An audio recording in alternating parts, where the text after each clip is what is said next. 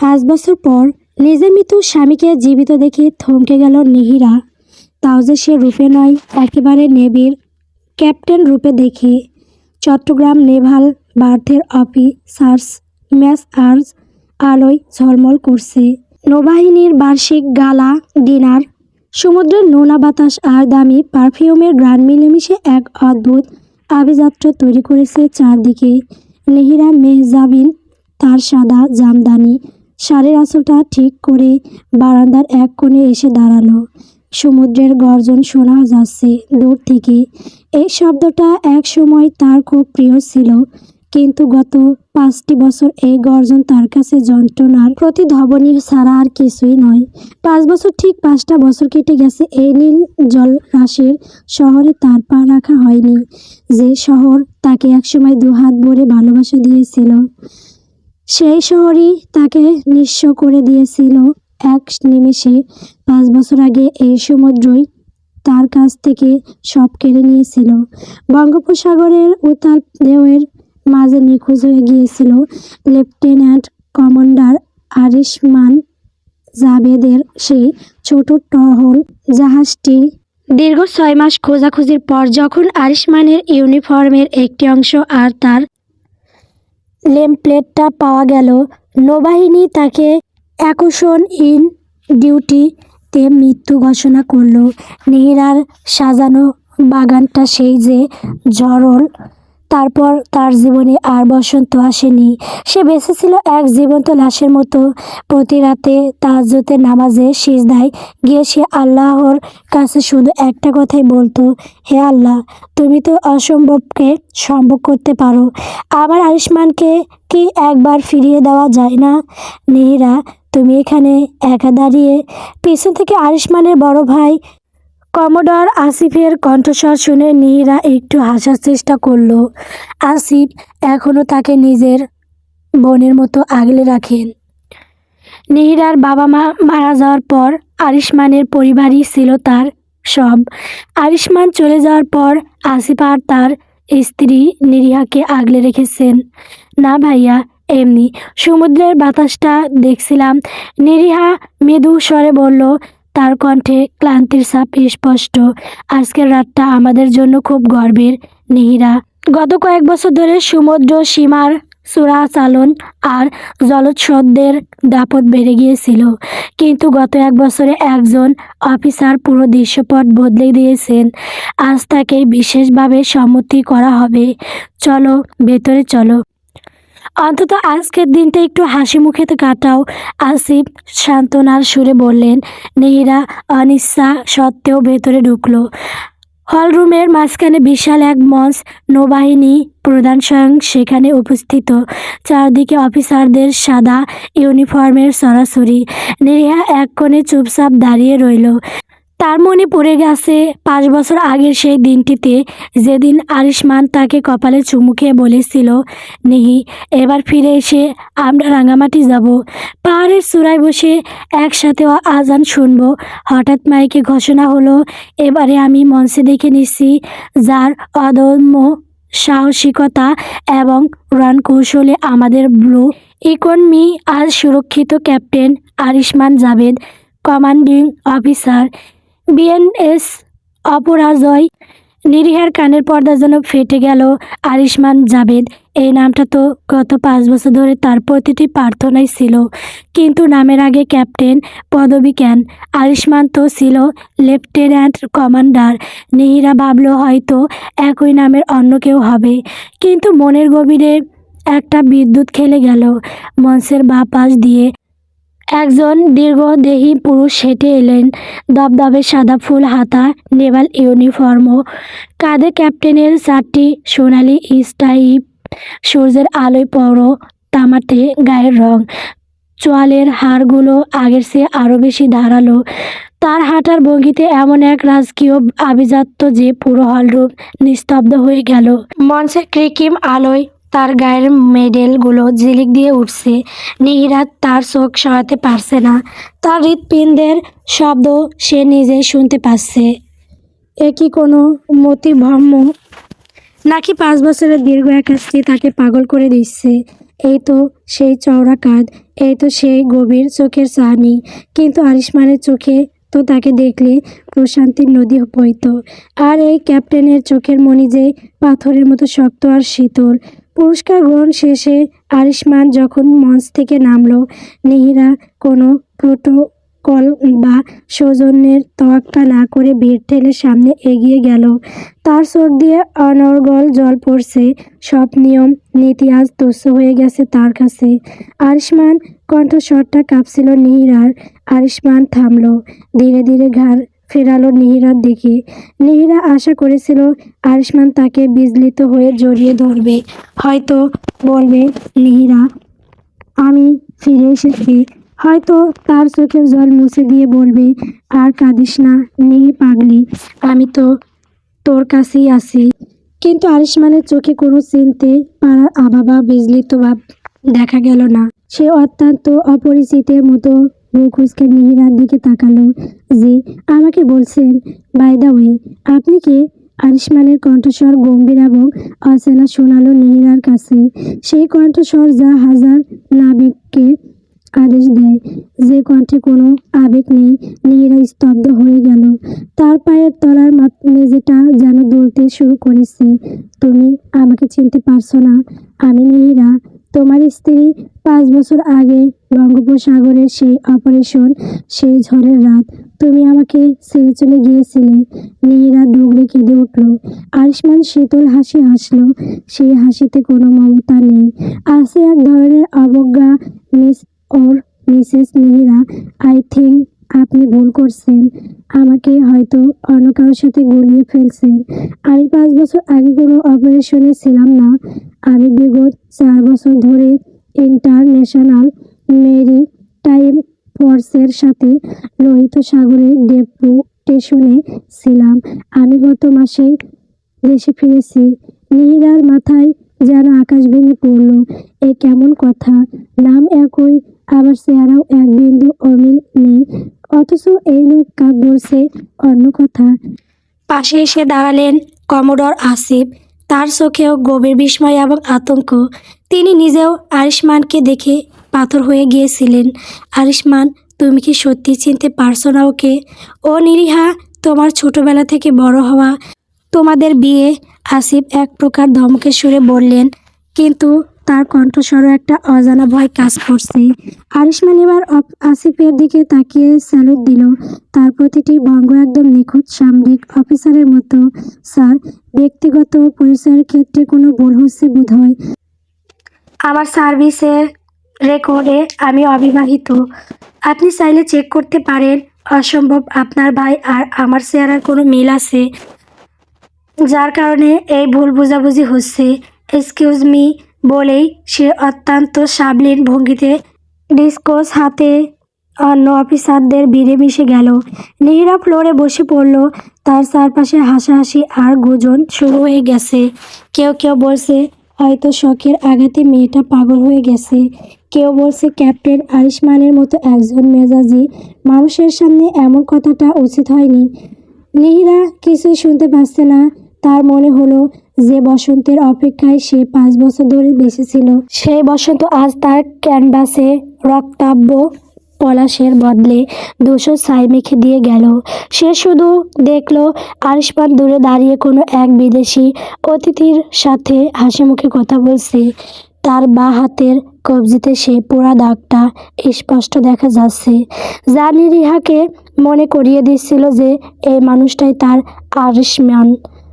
কিন্তু এই আরিশমান কেন তাকে অস্বীকার করছে? সে কি স্মৃতি হারিয়েছে, নাকি সে কোনো এক ভয়ানক খেলার অংশ? নিরিহা আকাশের দিকে তাকিয়ে মনে মনে বলল, ইয়া রব, এ তুমি আমাকে কেমন পরীক্ষার মুখোমুখি করলে?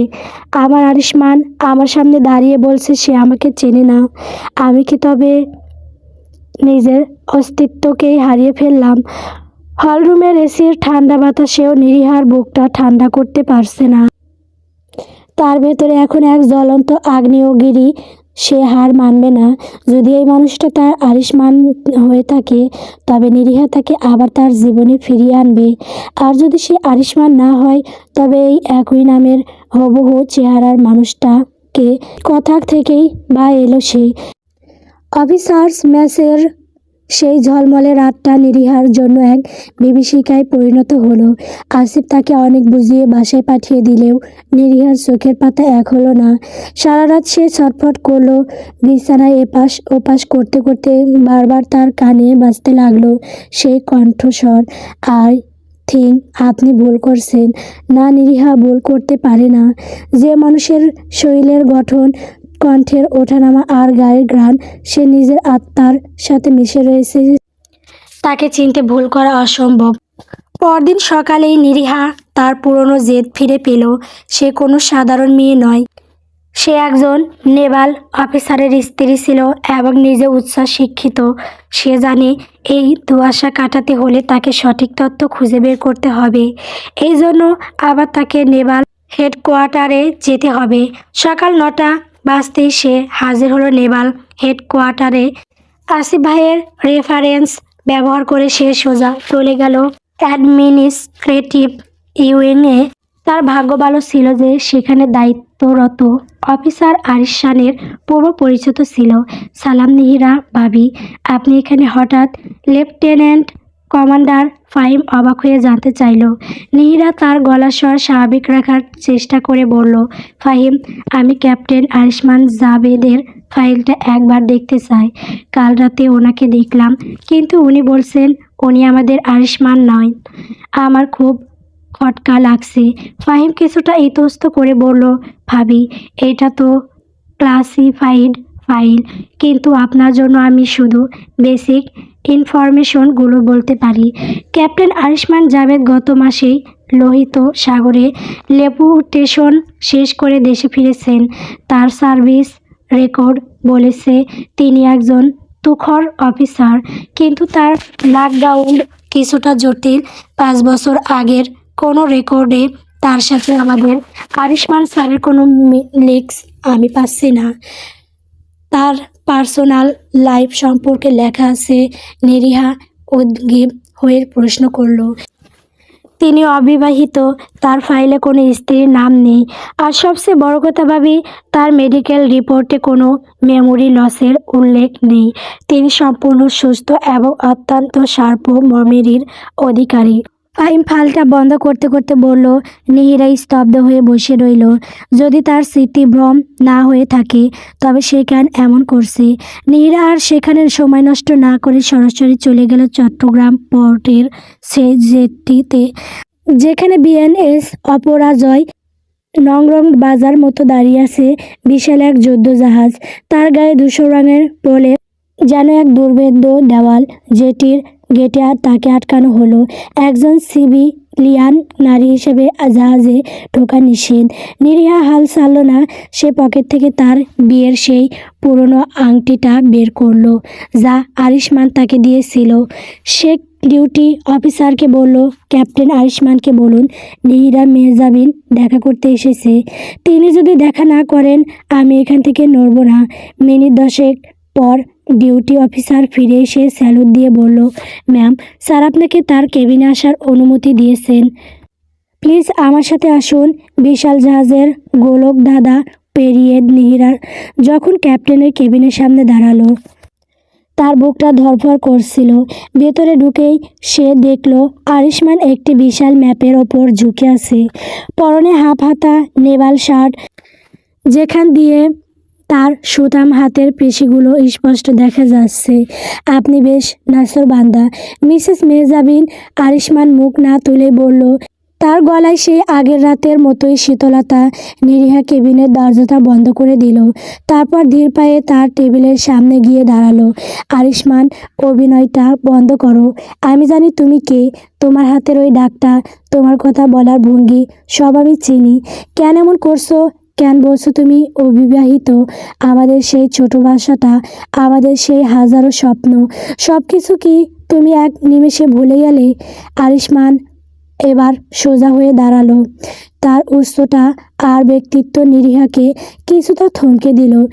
সে নিরিহার খুব কাছে এসে দাঁড়ালো, এত কাছে যে নিরিহা তার নিঃশ্বাসের শব্দ শুনতে পাচ্ছিল।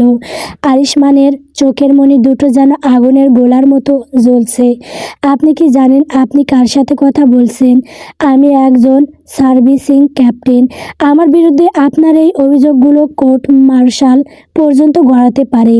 আপনি দাবি করছেন আমি আপনার স্বামী, যে 5 বছর আগে মারা গেছে, কিন্তু আমার কাছে প্রমাণ আছে যে আমি গত 10 বছর ধরে দেশের বাইরে বিভিন্ন মিশনে ছিলাম। আমার মা বাবা বিদেশে থাকেন। আমার জীবনে আপনার মতো কোনো নারীর অস্তিত্ব কখনো ছিল না। নেহিরা চিৎকার করে উঠল, মিথ্যা, সব মিথ্যা। তুমি যদি আমাদের আয়ুষ্মান না হও, তবে তোমার কবজিতে ওই পোড়া দাগটা কেন, যেটা 5 বছর আগে আমার জন্য রান্না করতে গিয়ে হয়েছিল?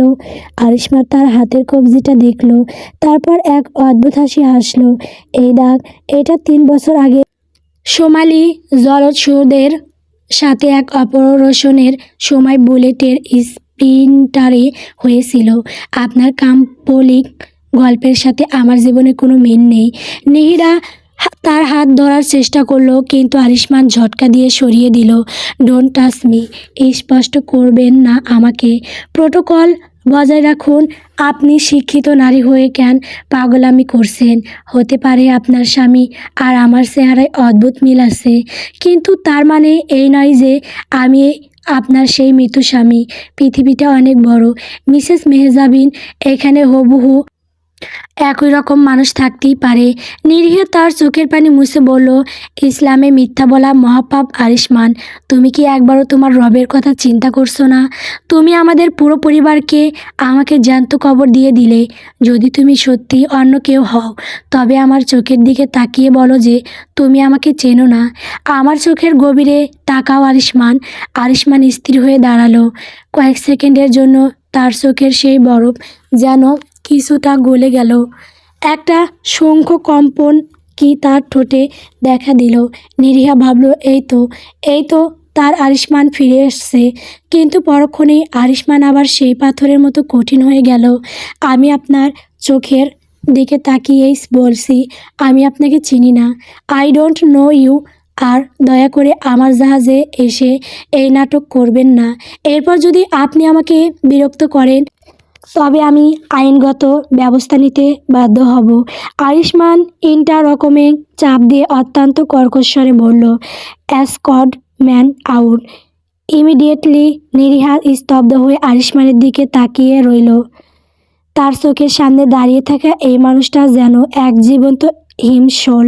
কোনো স্মৃতি, কোনো আবেগ, এমনকি কোনো ধর্মীয় বা নৈতিক দায়বদ্ধতাও তাকে স্পর্শ করতে পারছে না।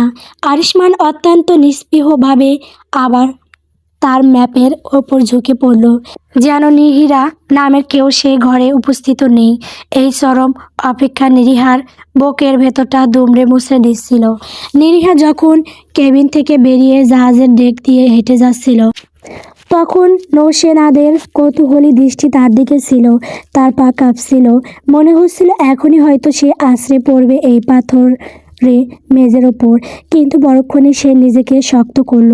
না, সে আয়ুষ্মান জাভেদের স্ত্রী, যাকে সে চিনত একজন লুলাকু মানুষ হিসেবে। আজ এই ক্যাপ্টেনিং আয়ুষ্মান জাভেদ যদি তাকে অস্বীকার করে থাকে, তবে তার সামনে ভেঙে পড়ে সে আয়ুষ্মানের সেই পুরনো চিতের অপমান করবে না। জাহাজ থেকে নামার সিঁড়িতে পা রাখতেই জমজম করে বৃষ্টি নামলো।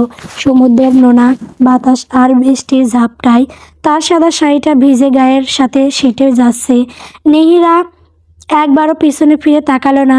সে জানে ওপরে ব্রিজের কাছের আড়ালে হয়তো কেউ দাঁড়িয়ে আছে, কিন্তু সে আর দুর্বলতা দেখাতে রাজি নয়। যেটিতে নেমে সে স্থির হয়ে দাঁড়ালো। বৃষ্টির পানি তার মুখ বেয়ে গড়িয়ে পড়ছে। সে এক দীর্ঘশ্বাস নিল। তার 5 বছরের অপেক্ষার অবসান একজন চরম অপমানের মধ্যে দিয়ে হলো, কিন্তু এই অপমান তাকে ভেঙে চুরমার করার বদলে এক অদ্ভুত জেদ এনে দিল। বাসায় ফেরার পথে ট্যাক্সির জানালার বাইরে তাকিয়ে নিহিরা নিজেকে প্রশ্ন করলো, সে কি সত্যি ভুল করছে? না, সে পড়া দাগ, সেই চিবুকের বাজ কখনো মিথ্যে হতে পারে না। কিন্তু আয়ুষ্মানের এই পাথুরে আচরণ বলে দিচ্ছে, এই রহস্যের শিকড় অনেক গভীরে। সে যদি স্মৃতি হারিয়ে ফেলতো, তবে তার চোখের একটা বিভ্রান্বিত থাকতো, কিন্তু তার চোখে ছিল এক সুনিপুণ কাঠিন্য। সে যেন খুব সচেতনভাবে নিরীহাকে নিজের জীবন থেকে মুছে ফেলেছে। বাসে ফিরে নেহিরা সরাসরি গোসলখানায় চলে গেল। ঠান্ডা পানির নিচে দাঁড়িয়ে সে নিজের কান্নাগুলোকে ধুয়ে ফেলার চেষ্টা করলো। তার মনে পড়ল আরিশমানের সেই কথাটি, আমার সার্ভিস রেকর্ডে আমি অবিবাহিত। শুকনো কাপড় পরে সে জায়নামাজে বসলো। এশার নামাজ শেষ করে সে দীর্ঘক্ষণ মোনাজাত করলো। তার দুশ্চিন্তা আর হাহাকারগুলো সে আল্লাহর দরবারে সঁপে দিল। ইয়া রাব্বুল আলামিন, তুমি ধৈর্যশীলদের সাথে আসো। যদি এই পরীক্ষা তোমার পক্ষ থেকে হয় তবে আমাকে তা সইবার শক্তি দাও। আমি জানি না এই মানুষটা কে, কিন্তু আমার মন বলছে সে আমার আরিশমান। তুমি সত্যকে উন্মাসিত করে দাও। নামাজ শেষে নিহিরা যখন আয়নার সামনে দাঁড়ালো, তার চোখে তখন কান্নার বদলে এক দৃঢ়স্থির সংকল্প। সে আয়নায় নিজের প্রতিচ্ছবিকে বলল, নিহিরা, যে বসন্তের অপেক্ষায় তুমি 5 বছর কাটিয়েছো, সেই বসন্ত যদি আজ রক্ত ঝরায় তবে সেই রক্ত দিয়েই তুমি তোমার সত্যি লিখে যাবে।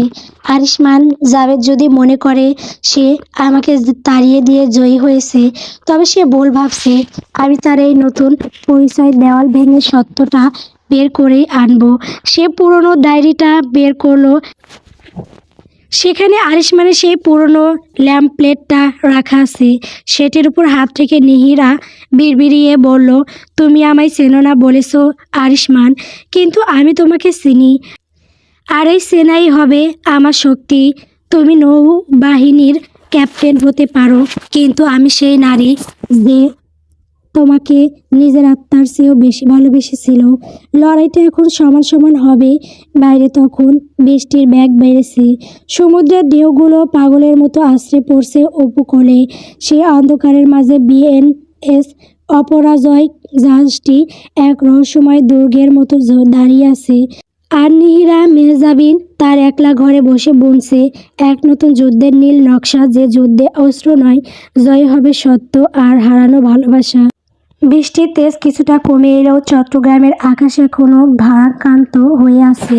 নিহিরা নিজের অস্থির মনটাকে শান্ত করার জন্য আসিফের বাসায় চলে এসেছে। এই বাড়িটি তার কাছে দ্বিতীয় আশ্রয়। আরিশমান নেই, কিন্তু তার স্মৃতিগুলো এই বাড়ির প্রতিটি কোণায়, প্রতিটি আসবাবে মিশে আছে। ড্রয়িং রুমে বসে নিহিরা দেখছিল আসিফ সাহেব খুব মন মরা হয়ে জানালার বাইরে তাকিয়ে আছে। গত রাতের সেই ঘটনা তাকেও ভেতর থেকে নাড়িয়ে দিয়েছে। নিহিরা, তুমি খেয়েছো? আসিফ সাহেব সোফা থেকে উঠে এসে তার পাশে বসলেন। তার কণ্ঠস্বরে একরাশ মমতা। নিহিরা হালকা মাথা নাড়ল। খাবো ভাইয়া, কিন্তু তার আগে আমার মনের ভেতর একটা পাহাড় সমান প্রশ্ন জমে আছে, যেটা আমাকে নিঃশ্বাস নিতে দিচ্ছে না। আসিফ একটি দীর্ঘশ্বাস ফেলে বললেন, আমি জানি তুমি কি বলতে চাইছো। ওই ক্যাপ্টেন আরিশমান জাভেদকে নিয়ে তো? নীরা আসিফের চোখের দিকে সরাসরি তাকিয়ে বলল, ভাইয়া, ইসলামে তো আমাদের বিশ্বাস আছে যে আল্লাহ সব পারেন, কিন্তু আমি লজিক দিয়ে ভাবার চেষ্টা করছি। আচ্ছা ভাইয়া, আব্বু আম্মু কি কখনো আপনাদের বলেছিলেন যে আরিশমানের কোনো যমজ ভাই ছিল, বা এমন কেউ যে শৈশবে হারিয়ে গেছে, অথবা আপনাদের বংশের অন্য কেউ যে হুবহু আরিশমানের মতো দেখতে? আসিফ সাহেব কিছুক্ষণ চুপ করে রইলেন, তারপর দীর্ঘ গলায় বললেন, না নিহিরা, আমার আর আরিশমানের বয়সে তফাৎ 7 বছর। ওর জন্মের প্রতিটি স্মৃতি আমার মনে আছে। ও একা এসেছিল এই পৃথিবীতে। আমাদের পরিবারে এমন কোনো লুকানো ইতিহাস নেই, আর আমাদের বংশে ওরকম হুবহু চেহারায় আর কেউ নেই। আমি নিজেও কাল রাত থেকে বারবার ওর সার্ভিস প্রোফাইলটার রহস্য উন্মোচনের চেষ্টা করছি। নেভাল ইন্টেলিজেন্সের রেকর্ড অনুযায়ী এই ক্যাপ্টেন আরিশমান জাভেদ গত কয়েক বছরে ইন্টারন্যাশনালি অনেক সুনাম করিয়েছেন, কিন্তু তার ব্যাকগ্রাউন্ডের সাথে আমাদের আরিশমানের কোনো মিল পাওয়া যাচ্ছে না। নিহিরা একটু ঝুঁকে এলো। তার মানে কি এই যে মানুষটা দেখতে হুবহু এক, আবার নাম একই হলেও সে অন্য কেউ? কিন্তু ভাইয়া, সেই পোড়া ডাক আমি নিজের চোখে দেখেছি। ওটা তো কাকতালি হতে পারে না। আসিফ সাহেব চিন্তিত মুখে বললেন, এটাই আমাকে ভাবাচ্ছে। কিন্তু সে যেভাবে আমাকে স্যালুট দিল, যেভাবে কথা বলল, সেখানে কোনো দ্বিধা ছিল না। একজন মানুষ স্মৃতি হারালেও তার সহজাত প্রবৃত্তি পুরোপুরি বদলে যায় না। নিহিরা, তুমি নিজেকে শক্ত করো। আমি ইন্টারনালভাবে কিছু খোঁজ নিচ্ছি। যদি সে আমাদের আয়ুষ্মান হয়, তবে সে কেন নিজেকে লুকিয়ে রাখছে তা আমাদের বের করতেই হবে। ঠিক সেই মুহূর্তে দরজার আড়াল থেকে এক খিলখিলে হাসির শব্দ পাওয়া গেল। 5 বছরের ছোট্ট পরী দৌড়ে এসে নিহিরার কোলে ঝাঁপিয়ে পড়ল। পরী আসিফ সাহেবের একমাত্র মেয়ে। পরীর যখন জন্ম হয় তার কয়েক মাস পর আয়ুষ্মান নিখোঁজ হয়। আয়ুষ্মান পরীকে তার প্রাণের চেয়েও বেশি ভালোবাসতো। আয়ুষ্মান চলে যাওয়ার পর নিহিরাই এই ছোট্ট মেয়েটাকে আগলে রেখেছে। পরী তাকে মামুনি বলে ডাকে। আর নিহিরা পরীর মাঝে নিজের অপূর্ণ মাতৃত্বের ছায়া খুঁজে পায়। মামুনি, তুমি আজ এত দেরি করে কেন এলে? আমি তোমার জন্য ছবি এঁকেছি, দেখবে? পরী তার ছোট ছোট হাতে একটা ড্রয়িং খাতা মেলে ধরল। নিহিরা পরীর চুলে বিলি কেটে দিয়ে তাকে বুকের কাছে টেনে নিল। এক মুহূর্তের জন্য তার সব যন্ত্রণা ধুয়ে মুছে গেল। পরীর নিষ্পাপ গায়ের গন্ধে যেন জান্নাতের সুবাস লেগে আছে। নিহিরা খাতার দিকে তাকিয়ে দেখল পরী একটা বড় জাহাজ এঁকেছে, আর জাহাজের উপর দাঁড়িয়ে আছে সাদা ইউনিফর্ম পরা একজন মানুষ। এটা কে রে মা? নিহিরা আলতো করে পরীর কপালে চুমু খেয়ে জিজ্ঞেস করলো। এটা আমার ছোট আব্বু। আব্বু বলেছে ছোট আব্বু নাকি অনেক বড় জাহাজে করে আমাদের জন্য চকলেট নিয়ে আসবে। মামুনি, ছোট আব্বু কি কাল আসবে? পরীর এই সরল প্রশ্নে নিহিরা আর আসিফ সাহেব একে অপরের দিকে তাকালেন। নিহিরার চোখ আবার ভিজে এলো। সে নিজেকে সামনে নিয়ে পরীর নাকে নাক ঘষে বলল, ছোট আব্বু তো অনেক দূরের সমুদ্রে থাকে মা, তবে সে তোমাকে অনেক ভালোবাসে। জানো তো? জানি তো, তাই তো আমি ছোট আব্বুর জন্য অনেকগুলো চুমু জমিয়ে রেখেছি। পরে তার আদো আদো গলায় বলল, এবং নিহিরার গালে একটা শব্দ করে চুমু খেলো। পরে এই ভালোবাসা নিহিরাকে নতুন করে বাঁচার অনুপ্রেরণা সৃষ্টি করে।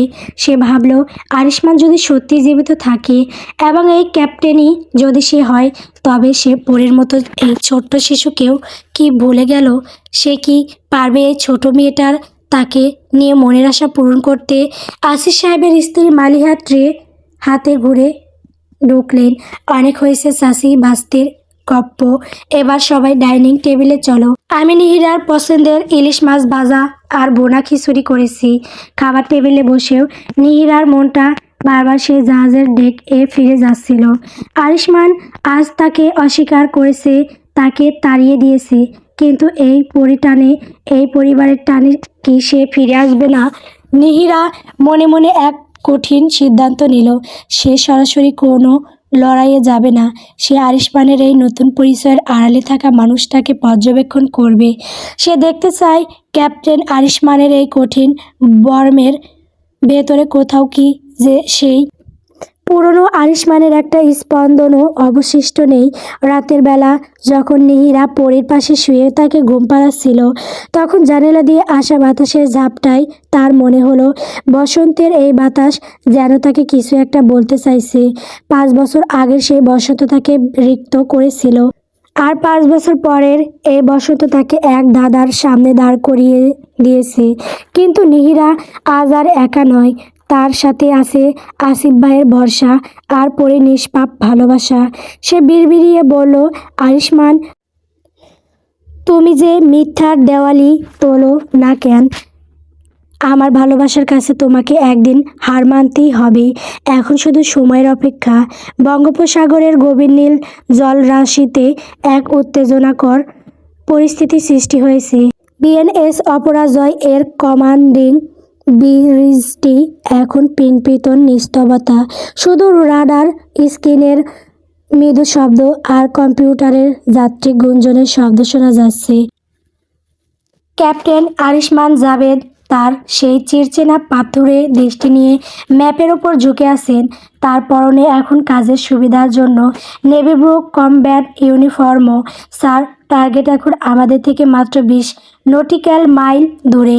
তারা তাদের ট্রান্সপন্ডার বন্ধ করে দিয়েছে।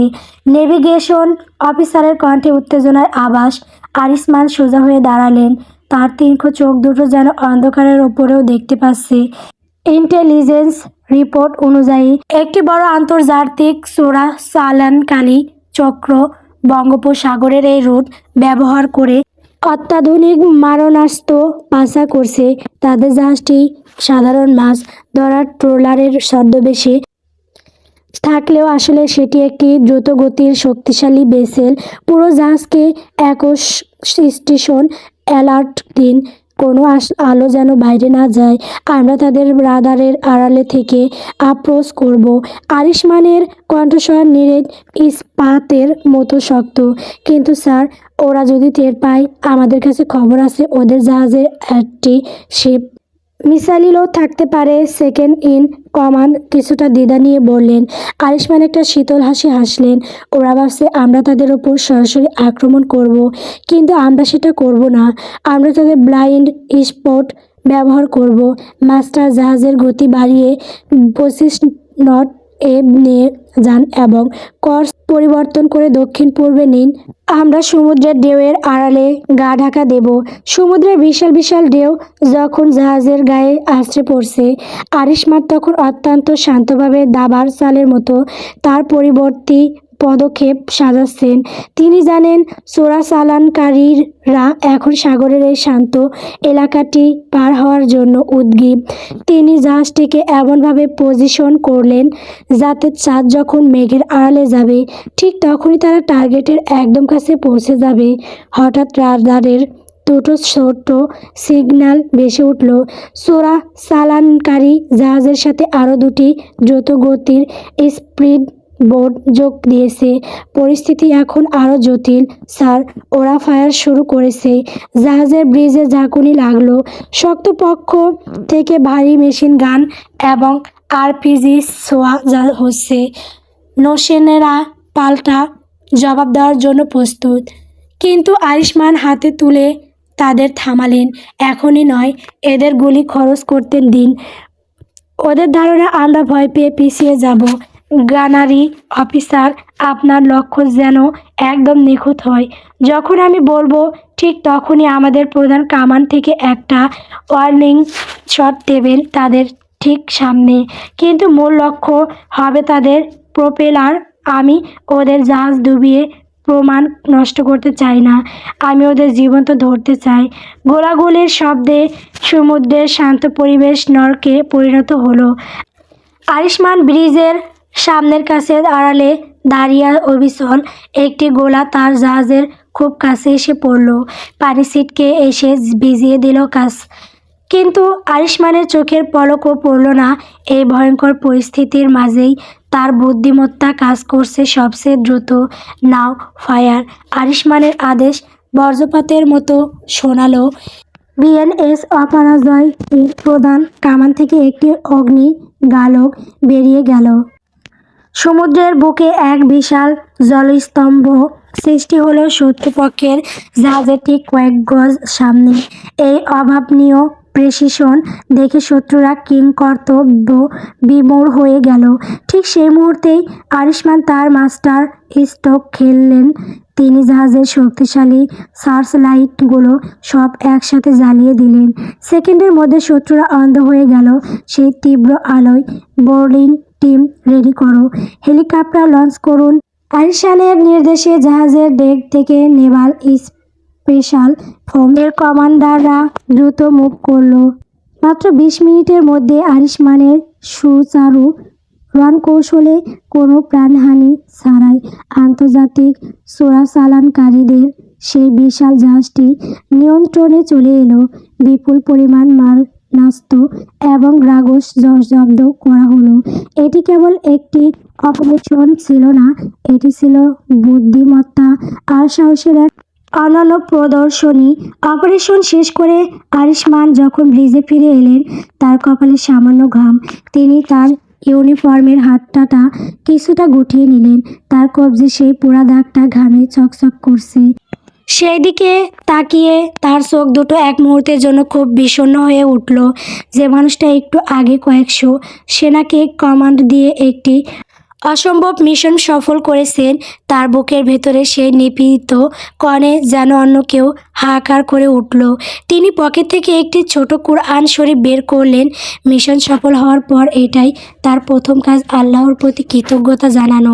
তিনি বিড়বিড়িয়ে বললেন, আলহামদুলিল্লাহ। একজন জুনিয়র অফিসার কফি নিয়ে এগিয়ে এলো। স্যার, আপনি কি ঠিক আছেন? এই মিশনটা প্রায় অসম্ভব ছিল।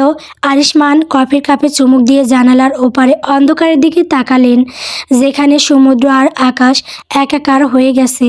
তিনি খুব নিচু স্বরে বললেন, পৃথিবীতে কোনো কিছুই অসম্ভব নয় যদি তোমার লক্ষ্য স্থির থাকে আর তোমার সাথে তোমার রবের দয়া থাকে। তার মনে পড়ে গেল নিহিরার সেই কান্না ভেজা মুখটা। আজ মিশনে যখন গোলা বর্ষণ হচ্ছিল, এক মুহূর্তের জন্য তার মনে হয়েছিল যদি সে আজ মারা যায় তবে নিহিরা দ্বিতীয়বার বিধবা হবে। এই চিন্তাটা তার পাথুরে হৃদয়েও কম্পন সৃষ্টি করেছিল, কিন্তু পরক্ষণে সে নিজেকে সামলে নিয়েছে। সে এখন শুধুই ক্যাপ্টেন আরিশমান জাভেদ, তার কোনো পিছু টান থাকতে নেই। রাত 3টে বাজে, সমুদ্র এখন শান্ত। বিএনএস অপরাজয় বীরের বেশে তৈরের দিকে ফিরে আসছে। আরিশমান তার কেবিনে গিয়ে ডায়েরিটা খুললেন। সেখানে লেখা কোনো সামরিক তথ্য নয়, বরং একটি বাক্যের পাশে লাল কালি দিয়ে গোল দাগ দেওয়া, নিজের অস্তিত্বকে অস্বীকার করা মৃত্যুর চেয়েও কঠিন। তিনি বাতি নিভিয়ে দিলেন। অন্ধকারে শুধু তার ঘড়ির সেকেন্ডের কাঁটার শব্দ শোনা যাচ্ছে। এই শব্দ যেন মনে করিয়ে দিচ্ছে সময় ফুরিয়ে আসছে। সত্য আর মিথ্যার এই লড়াইয়ে তাকে আরও কতদিন এই মুখোশ পরে থাকতে হবে তা একমাত্র মহান আল্লাহ জানেন। আরিশমানের এই দুঃসাহসিক মিশনের সাফল্য নৌবাহিনীর সদর দপ্তরে পৌঁছাতে বেশি সময় লাগলো না। চারদিকে ক্যাপ্টেন আরিশমান জাভেদের বুদ্ধিমত্তা আর রণকৌশলের প্রশংসা, কিন্তু এই সাফল্যের আড়ালে থাকা মানুষটি তখনও একা। সমুদ্রের নোনা বাতাসের সাথে নিজের অন্তর্দহন ভাগ করে নিচ্ছেন। মিশন সফল করে বিএনএস অপরাজয় যখন পোর্টে ফিরে এলো, তখন ভোরের আলো ফুটতে শুরু করেছে। ডকইয়ার্ডে সাজ সাজ রব উদরবতন কর্মকর্তারা এসেছেন ক্যাপ্টেনকে অভিনন্দন জানাতে। আরিশমান জাহাজ থেকে নেমে যখন স্যালুট দিলেন, তার চেহারায় নেই কোনো বাড়তি উল্লাস। বিজয়ের গর্ব তার চোখে আছে ঠিকই, কিন্তু সেই আভিজাত্যতা যেন এক দুর্ভেদ্য দেওয়ালের মতো তাকে ঘিরে রেখেছে। পরদিন সকালে খবরটা দাবানলরের মতো ছড়িয়ে পড়ল সংবাদ মাধ্যমে। আসিফ সাহেবের ড্রয়িং রুমে বসে টিভির নিউজটা দেখছিল নিহিরা। স্ক্রিনে সাদা ইউনিফর্মে সুসজ্জিত আরিশমানকে দেখা যাচ্ছে। সে মডেল গ্রহণ করেছে। তার কথা বলার প্রতিটি শব্দ সুশৃঙ্খল গাম্ভীর্যে ভরা। দেখেছো নিহিরা, ও শুধু দেখতে আরিশমানের মতো নয়, ওর রণকৌশল আর জেদটাও আমাদের আরিশমানের কথা মনে করিয়ে দেয়। আসিফ সাহেব চায়ের কাপে চুমুক দিতে দিতে বললেন, তার কণ্ঠেও আজ এক ধরনের দ্বিধা। নিহিরা কিছুই বলল না। তার দৃষ্টি টিভির পর্দার আরিশমানের কবজির দিকে। গত রাতের অপারেশনে সে আহত হয়েছে কি না তা বোঝার চেষ্টা করছে সে। নিহিরার বুকের ভেতরটা আজ কেমন জানি শান্ত। সে বুঝতে পেরেছে এই মানুষটা যেই হোক না কেন, সে অত্যন্ত প্রভাবশালী এবং বিপজ্জনক কোনো পরিস্থিতির মধ্যে দিয়ে যাচ্ছে। তাকে জয় করতে হলে আবেগ নয়, বরং তার সেই অজেয় বর্মে ফাটল ধরাতে হবে। ভাইয়া, আমি চাই এই সাফল্যের পর যে ডিনার পার্টিটা হবে সেখানে আমি আবারও যেতে। তবে এবার আমি কোনো সিন ক্রিয়েট করব না, আমি শুধু তাকে পর্যবেক্ষণ করতে চাই। নিহিরা শান্ত গলায় বলল। আসিফ অবাক হয়ে তাকালেন। তুমি পারবে তো নিজেকে সামলাতে? কালকের অপমানটার পর আমি চাই না তুমি আর ওর সামনে যাও। নিহিরা একটা ম্লান হাসি হাসলো। কাল আমি গিয়েছিলাম আরিশমানের স্ত্রীর পরিচয়ে। আজ যাবো একজন মেহমান হিসেবে।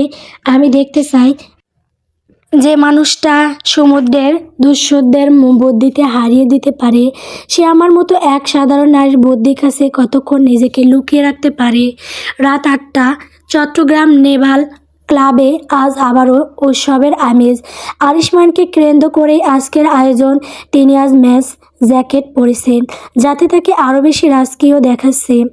অফিসারদের ভিড়ে তিনি ঘেরা থাকলেও তার চোখ দুটো সারাক্ষণ চারপাশ পর্যবেক্ষণ করছে, একজন দক্ষ শিকারীর মতো। হঠাৎ ভিড় ঠেলে নীরাকে এগিয়ে আসতে দেখে আরিশমানের জল সামান্য শক্ত হয়ে উঠল, কিন্তু পরক্ষণেই সে নিজেকে স্বাভাবিক করে ফেলল। নিহিরা আজ হালকা ঘি রঙের একটি শাড়ি পরেছে, চোখে হালকা কাজল। তাকে দেখে মনে হচ্ছে একদম শান্ত এক দিঘি। অভিনন্দন ক্যাপ্টেন আরিশমান জাভেদ, আপনার মিশনের সাফল্য পুরো দেশের গর্ব। নিহিরা খুব মার্জিতভাবে হাতে বাড়িয়ে দিল। আরিশমান কয়েক সেকেন্ড দ্বিধা করলো, তারপর নিহিরার হাতে হাত রাখলো। নিহিরা অনুভব করলো সেই একই স্পর্শ, শক্ত, তপ্ত এবং ভরসা জোগানো, কিন্তু আরিশমানের চোখে সেই পাথর সম শীতলতা। ধন্যবাদ মিসেস মেহজাবিন, আপনার সৌজন্যবোধ দেখে ভালো লাগলো, আরিশমান গম্ভীর স্বরে বলল। নিহিরা তার হাত ছাড়ল না। সে আরিশমানের চোখের দিকে তাকিয়ে খুব নিচু স্বরে বলল, আপনি যখন মিশনে ছিলেন তখন পরীর খুব জ্বর এসেছিল। সে সারা রাত ছোট আব্বু বলে কেঁদেছে। আপনি তো জানেন না পরী কে, তাই না? আরিশমানের হাতের পেশি এক মুহূর্তের জন্য টান টান হয়ে উঠল। তার চোখের মণি সামান্য কাঁপল, কিন্তু সে এক মুহূর্তেই নিজেকে সামলে নিয়ে বলল, বাচ্চাদের জ্বর হওয়া স্বাভাবিক। আমি আশা করি সে এখন সুস্থ আছে। তবে ব্যক্তিগত বিষয়গুলো এখানে আমার সাথে আলোচনা না করাই ভালো। নিহিরা হাসলো। এবার সে মক্ষম চালটি দিল।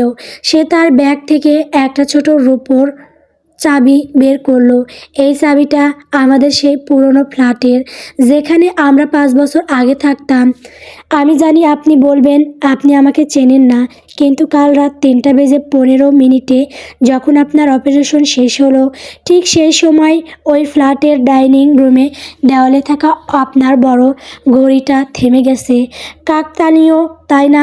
আরিশমানের দৃষ্টি এবার তীক্ষ্ণ হলো। সে নিহিরার দিকে এক কদম এগিয়ে এলো।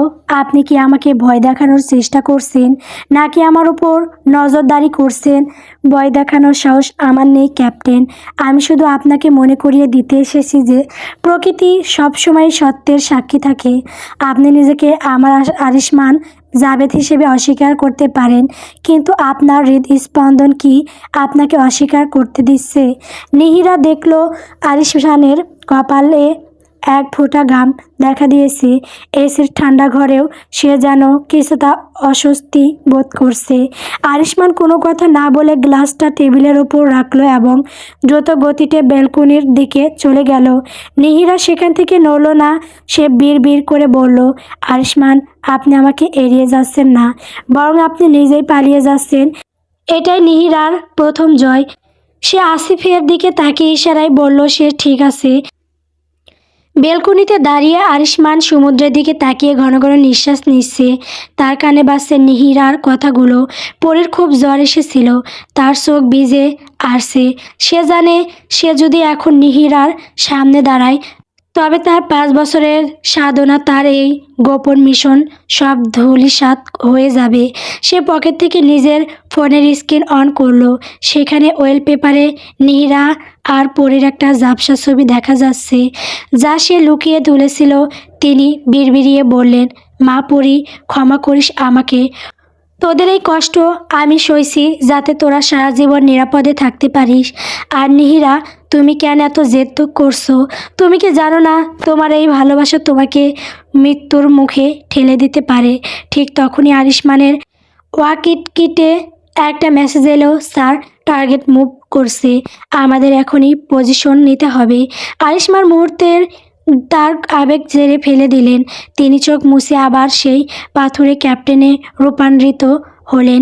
বেলকনি থেকে ভেতরে ঢোকার সময় তিনি নিহিরার পাশ দিয়ে যাওয়ার সময় একবারও তাকালেন না, কিন্তু নিহিরা দেখল আরিশমানের বাম হাতের মুঠিটা এত শক্তভাবে বন্ধ করা ছিল যে নখের আঘাতে তার চামড়া লাল হয়ে গেছে। নিহিরা মনে মনে বলল, অভিনয়টা তুমি ভালোই করছো আরিশমান, কিন্তু তোমার শরীর তোমার মনকে সঙ্গ দিচ্ছে না। দেখা হবে খুব শীঘ্রই নেভাল ক্লাবের সেই রাতের ঘটনার পর নীরা এক অদ্ভুত ঘরের মধ্যে দিন কাটাচ্ছিল। আরিশমানের সেই ঘামতে থাকা কপাল আর দ্রুত পায়ে পালিয়ে যাওয়া নীরাকে বিশ্বাস জুগিয়েছিল যে সে তার লড়াইতে জয়ী হচ্ছে। তার মনে হয়েছিল আরিশমান তাকে অস্বীকার করলেও ভেতরে সেই মানুষটা এখনও নিরীহাকে দেখে বিচলিত হয়। আর এই বিশ্বাস থেকেই নীরা সিদ্ধান্ত নিল সে শেষবারের মতো আরেকবার চেষ্টা করবে। সে চায় আরিশমান নিজের মুখে সত্যটা স্বীকার করুক। সে কোনো গোপন মিশনে থাকুক বা যে কারণেই হোক, অন্তত একবার তাকে নিহি বলে ডাকুক। পরদিন বিকেলে নীরা খবর পেল আরিশমান তার জাহাজে ফেরার আগে পতেঙ্গা বিচে একাকী হাঁটতে গিয়েছেন। নীরা দেরি করল না। সে আরিশমানের প্রিয় নীল রঙের একটি সালোয়ার কামিজ পরে বেরিয়ে পড়ল। সমুদ্রের পাড়ে তখন গোধূলির আলো। বিশাল নীল জলরাশির সামনে দাঁড়িয়েছিল সেই দীর্ঘদেহী মানুষটা। সাদা শার্টের হাতা গোটানো, বাতাসের ঝাপটায় চুলগুলো অবিন্যস্ত। নীরা তার পেছনে গিয়ে দাঁড়ালো। সমুদ্রের গর্জন ছাপিয়ে সে খুব নরম সুরে বলল, আরিশমান, মনে আছে এই পতেঙ্গা বিচে বসেই আমরা আমাদের প্রথম বিবাহবার্ষিক কাটিয়েছিলাম? তুমি আমাকে এক মুঠো মাধবীলতা ফুল দিয়ে বলেছিলে আমাদের ভালোবাসা যেন এই সমুদ্রের মতোই গভীর আর উতাল হয়। আরিশমান নড়ল না। সে আগের মতোই সাগরের দিকে তাকিয়ে রইল। নীরা এক ধাপ এগিয়ে তার পিঠে হাত রাখার উপক্রম করে বলল, কেন এই মিথ্যে নাটক করছো? কার ভয়ে নিজেকে লুকিয়ে রেখেছো? তুমি কি জানো না আমি তোমার জন্য 5টা বছর একলা ঘরে প্রদীপ জ্বালিয়ে রেখেছি? তুমি কি জানো না তোমার এই নীরবতা আমাকে প্রতিদিন তিল তিল করে মেরে ফেলছে? হঠাৎ আরিশমান ঘুরে দাঁড়ালো, কিন্তু তার চোখে কোনো বিচলিত ছিল না। ছিল এক বীভৎস শীতলতা আর অবজ্ঞা। সে নীরার হাতটা ঝটকা দিয়ে সরিয়ে দিল। Enough, just shut up. আরিশমানের কণ্ঠস্বর সমুদ্রের গর্জনের চেয়েও বেশি ভয়ঙ্কর শোনালো। নীরা থমকে গেল। আরিশমান তার দিকে 2 কদম এগিয়ে এলো। তার দীর্ঘছায়া নীরার ওপর আছড়ে পড়ছে। সে খুব ঠান্ডা মাথায় কিন্তু চড়া গলায় বলতে শুরু করলো, আপনার এই সস্তা রোমান্টিক নাটক আর কতক্ষণ চলবে? আপনি একজন মৃত মানুষের স্মৃতি নিয়ে বেঁচে আছেন, সেটা আপনার ব্যক্তিগত সমস্যা, কিন্তু সেই মৃত মানুষের ছায়া আমার ওপর কেন ফেলছেন? আপনি কি সত্যি এতটাই নির্লজ্জ? নীরা স্তব্ধ হয়ে গেল। নির্লজ্জ? আরিশমান তাকে এই কথা বলল। আরিশমান থামল না। সে অত্যন্ত ঘৃণাভরা চোখে নীরাকে আপাদমস্তক দেখে বলল, আপনার মতো নারীদের আমি চিনি, যারা একজন সাকসেসফুল অফিসারকে দেখে তাকে নিজের মৃত্যু স্বামী বানিয়ে ইমোশনাল ব্ল্যাকমেল করতে চায়। কেন জানেন? কারণ আপনার স্বামী, পেনশন বা তার সম্মান আপনার জন্য যথেষ্ট নয়। আপনি কি ভাবছেন আমার এই আভিজাত্য, আমার এই পদ মর্যাদা আপনি খুব সহজে হস্তগত করবেন? আরিশমান, কি বলছো তুমি এসব? নীরা কান্নায় ভেঙে পড়ল। আমি কোনো পেনশনের জন্য আসিনি, আমি তোমাকে ভালোবাসি। আরিশমান এবার একটা কুৎসিত হাসি হাসলো। ভালোবাসা? যে নারী পরপুরুষের হাত ধরে সমুদ্রের পাড়ে এসে নিজের কাম্পলিক প্রেম কাহিনী শোনায়, তার মুখে ভালোবাসা শব্দটা মানায় না। আপনি যদি মনে করেন আমি আপনার চোখের জল দেখে গলে যাব, তবে আপনি ভুল করছেন। আমার কাছে আপনি এখন এক বিরক্তিকর উপদ্রব ছাড়া আর কিছুই নন। I feel pity for your dead husband. বেচারা জানতও না যে তার স্ত্রী একজন পরপুরুষের পিছনে এভাবে নির্লজ্জের মতো ছুটবে। নীরা এবার যেন পাথর হয়ে গেল। তার কান যা যা করছে। যে মানুষটাকে সে নিজের জীবনের ধ্রুবতারা ভাবত, সে আজ তাকে এইভাবে অপমান করলো। তার পবিত্র ভালোবাসাকে নির্লজ্জতা আর পরপুরুষের পেছনে ছোটা বলে আখ্যা দিল। নীরা তার ডান হাতটা তুলেছিল আরিশমানের গালে একটা চড় মারার জন্য, কিন্তু তার হাতটা মাঝপথে থমকে গেল। সে আরিশমানের চোখের দিকে তাকালো। সেই চোখে কোনো মায়া নেই, কোনো পরিচিত দহন নেই, আছে শুধু এক গভীর নিষ্ঠুরতা। নীরা ধীর পায়ে 2 কদম পিছিয়ে গেল। তার বুক ফেটে কান্না আসছিল না, বরং এক অদ্ভুত শূন্যতা তাকে গ্রাস করলো। সে খুব শান্ত গলায় বলল, না, তুমি আমার আরিশমান নও। আমার আরিশমান আমার জন্য জীবন দিতে পারত, কিন্তু কোনোদিন এভাবে অপমান করতে পারতো না। সে জানতো নিহিরা তার কাছে কতটা পবিত্র। তুমি সেফ একজন হুবহু চেহারার মানুষ, যার ভিতরে কোনো হৃদয় নেই। তুমি একজন ভালো পেশাদার সৈনিক হতে পারো, কিন্তু মানুষ হিসেবে তুমি অত্যন্ত নগণ্য। নিহিরা নিজের চোখের জল মুছে নিল। সে আর কাঁদবে না। আজ তার দীর্ঘ 5 বছরের অপেক্ষা অবসান হলো। তার আরিশমান 5 বছর আগে হয়তো মারা গেছে। এই যে মানুষটা তার সামনে দাঁড়িয়ে আছে, সে কেবলই এক মাংসের শরীর, যার আত্মা মৃত। আমি ভুল করেছি ক্যাপ্টেন, নিহিরা খুব স্থির কণ্ঠে বলল। আমি একজন বীরের স্ত্রী হয়ে একজন কাপুরুষের কাছে ভালোবাসা ভিক্ষা করতে এসেছি। আমি কথা দিচ্ছি, আজ থেকে আপনার ছায়া মারাতেও নিহিরা মেহজাবিন লজ্জিত বোধ করবে। আপনি আপনার আভিজাত্য আর আপনার এই নিষ্ঠুর পৃথিবী নিয়ে সুখে থাকুন। নিহিরা আর এক মুহূর্ত দাঁড়ালো না। সে দ্রুত পায়ে হেঁটে সমুদ্রের পার ছেড়ে চলে গেল। পিছনে রয়ে গেল সেই ক্যাপ্টেন আরিশমান জাভেদ। আরিশমান নড়ল না। সে নিহিরার চলে যাওয়ার পথের দিকে তাকিয়ে রইল। তার হাত দুটো তখন থরথর করে কাঁপছিল। তার চোখ দুটো রক্তবর্ণ হয়ে উঠেছে। সে দাঁতে দাঁত চেপে আকাশের দিকে তাকালো। তার বুকের ভেতরের আগুনটা সমুদ্রের জলেও নেভাতে পারবে না। সে জানে এই নিষ্ঠুর কথাগুলো না বললে নিহিরা তাকে ছেড়ে যেত না। আর নিহিরা তাকে ছেড়ে না গেলে নিহিরাকে বাঁচানো সম্ভব হতো না। কিন্তু নিহিরা আজ যা বিশ্বাস করে চলে গেল, সেই সত্যটাই আরিশমানের জন্য মৃত্যুর চেয়েও বেশি যন্ত্রণাদায়ক। সে বিড়বিড়িয়ে বলল, হ্যাঁ নিহি, তোমার আরিশমান মরে গেছে। তাকে সমুদ্র গিলে খেয়েছে। তোমার সামনে যে দাঁড়িয়ে আছে, সে এক অভিশপ্ত ছায়া। আমাকে ঘৃণা করো নিহি, ঘৃণা করো, কারণ আমার ভালোবাসার চেয়ে তোমার ঘৃণাই তোমাকে আজ বেশি নিরাপত্তা দেবে। সমুদ্রের ঢেউগুলো পাড়ে আসছে, পড়ে চূর্ণ বিচূর্ণ হয়ে যাচ্ছিল, ঠিক যেমনটা নিহিরার বিশ্বাস আর আরিশমানের হৃদয় চূর্ণ হয়ে গেছে এই সন্ধ্যায়। গল্প স্মৃতির ক্যানভাসে বসন্ত। বন্ধুরা, গল্পটি কেমন হয়েছে কমেন্ট করে বলবেন। পরবর্তী পর্ব পাওয়ার জন্য অবশ্যই আমার চ্যানেলটিকে সাবস্ক্রাইব করবেন। ধন্যবাদ।